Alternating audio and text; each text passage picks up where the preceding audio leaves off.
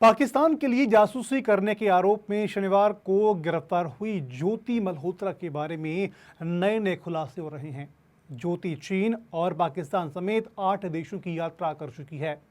वह पाकिस्तानी ऑपरेटिव के संपर्क में थी। यह भी बात पता चली है कि ज्योति मल्होत्रा का पाकिस्तान में उन जगहों पर जाने का एक्सेस था जहां तक पहुंचना किसी पाकिस्तानी के लिए भी मुश्किल है।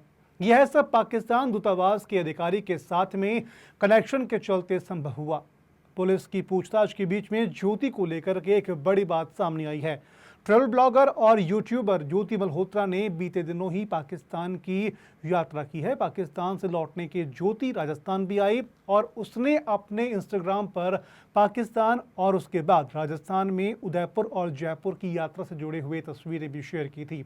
जांच में पता चला कि पहलगाम हमले के बाद ज्योति भारत पाकिस्तान तनाव के दौरान पीआईओ के संपर्क में थी, लेकिन उसके पास महत्वपूर्ण सेना या फिर रक्षा जानकारी तक कोई सीधी पहुंच नहीं थी। हिसार के एसपी शशांक कुमार सावंत ने कहा कि ज्योति व उसके जैसे अन्य इन्फ्लुएंसर के जरिए पाकिस्तान अपने देश की छवि सुधारने के लिए नैरेटिव सेट करना चाहता था। थोड़े से सब्सक्राइबर, व्यूज व लाइक्स और इजी मनी और लग्जरी लाइफ की चाहत में ज्योति दुश्मन देश के अधिकारियों की साजिश में फंस गई। ज्योति के यूट्यूब चैनल पर लगभग 3,77,000 सब्सक्राइबर हैं। पुलिस ज्योति की फाइनेंशियली डिटेल खंगाल रही है। सिविल लाइंस पुलिस थाने में 16 मई को दर्ज प्राथमिकी के अनुसार 2023 में ज्योति पाकिस्तान उच्चायोग से एहसान और रहीम और दानिश के संपर्क में आई, जहां पर वह पड़ोसी देश की यात्रा के लिए वीजा लेने गई थी। और बता दें कि दानिश को भारत ने कथित तौर पर जासूसी में लिप्त होने के कारण 13 मई को निष्कासित कर दिया था। और 2 बार पाकिस्तान जा चुकी ज्योति दानिश के परिचित अली अहवान से मिली थी, जिसने उसके वहां ठहरने की व्यवस्था की थी। अहवान ने ज्योति की पाकिस्तानी सुरक्षा और खुफिया अधिकारियों से मुलाकात भी करवाई। इसके अलावा शाकिर और राणा शहबाज से मुलाकात करवाई। किसी भी संदेह से बचने के लिए उसने शहबाज का मोबाइल नंबर जाट रंधावा के नाम से दर्ज कर रखा था। वह व्हाट्सएप, टेलीग्राम और स्नैपचैट के जरिए इन लोगों से संपर्क में थी और उन्हें संवेदनशील जानकारी देती थी। उसने दिल्ली में पाकिस्तान उच्चायोग में कई बार दानिश से मुलाकात की और यह पाया कि वह पाकिस्तानी खुफिया एजेंसियों के संपर्क में थी।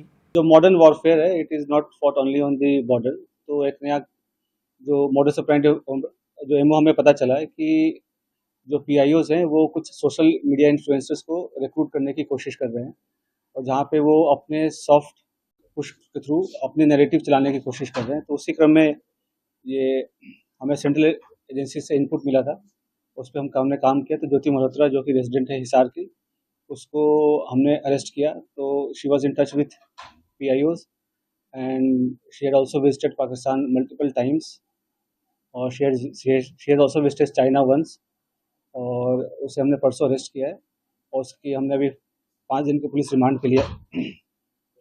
तो उसमें जैसे उसकी पूछताछ चल रही है, जो इन्वेस्टिगेशन है वो चल रहा है अभी, और जो उसके फाइनेंशियल ट्रांजैक्शंस है उसको हम एनालाइज कर रहे हैं। जो भी उनके ट्रैवल डिटेल्स हैं, कहाँ कहाँ गए हैं, किस किस से मिले हैं, वो सब एनालाइज कर रहे हैं। We are in touch with central agencies और उनके कोऑर्डिनेशन के साथ हम इसको काफ़ी गंभीरता से इसकी हम अनुसंधान कर रहे हैं। सर, जब पहलगाम में हमला हुआ टूरिस्टों के ऊपर सर, उस दौरान ज्योति मल्होत्रा की मूवमेंट कहाँ पे थी और जब ऑपरेशन सिंदूर को भारत की एजेंसी अंजाम दे रही थी उस दौरान उसकी मूवमेंट दानिश के साथ किस तरह की थी? During the conflict she was in touch with the PIOs। ठीक है, तो जो जो पर्सनल नॉन ग्रेटा जिसको डिक्लेयर कर दिया गया, तो ड्यूरिंग द कॉन्फ्लिक्ट वो she was in touch, but she did not have any direct access as such with any very important. Direct access नहीं था उसके पास किसी मिलिट्री या डिफेंस के इन्फॉर्मेशन को लेके, जो हम इस स्टेज पे कहें कि उसने उसको दिया है। But definitely she was in touch with the PIOs और यहाँ के जो कुछ और भी जो अभी उसके हमने लैपटॉप और मोबाइल जो है वो हम उसको अभी सीज करने की कोशिश कर रहे हैं कहाँ पे है। वंस वी सीज इट और उसको हम फोरेंसिक एनालिसिस करेंगे तो उससे भी काफ़ी सारी चीज़ें क्लियर होंगी कि क्या क्या इन्फॉर्मेशन उन्होंने एक्सचेंज की है। सर, इसके बैंक डिटेल वगैरह की सर मनी ट्रेल जो है बिल्कुल, तो हमारे साइबर एंड जो फाइनेंशियल एक्सपर्ट्स हैं जो भी इन्वेस्टिगेशन के, ऑल ऑफ मल्टीपल टीम्स लगे हुए हैं। फिर एनालाइजिंग एवरीथिंग, जो भी उनके फाइनेंशियल ट्रांजेक्शन्स हैं, ट्रैवल डिटेल्स हैं और क्योंकि जो उसके ट्रैवल डिटेल्स है दैट डिफाइस उसके जो नॉन सोर्स ऑफ इनकम है उससे ज़्यादा है, तो वो कहाँ से उसके फंडिंग हो रही है नहीं। She was basically travel blogger, जो फ्रंट में जो है वो ट्रैवल ब्लॉगिंग कर रही थी, घूमती थी। और वो होता क्या है, जैसे यंग लोग हैं उनको पता नहीं होता कि क्या सही है क्या गलत है, तो शेयर्स, व्यूज़ और लाइक्स और उसके फॉलोअर्स के चक्कर में they follow into such trap. और उनको ये नहीं पता होता कि उसके नेशनल इंटरनेशनल क्या रेमिफिकेशन है। तो आप लोग के माध्यम से मैं जो आज के जो यंग जनरेशन है उनसे मैं रिक्वेस्ट भी करूँगा कि आप लोग जो है काफ़ी सावधानीपूर्वक लोगों से सोशल मीडिया पे इंटरैक्ट करें, और ऐसी कोई भी चीज़ें जो देश विरोधी हो, चाहे देश के सिक्योरिटी को जो खतरा हो सके, तो ऐसा कोई कदम ना उठाएं जिससे कि ऐसी कोई नौबत आए।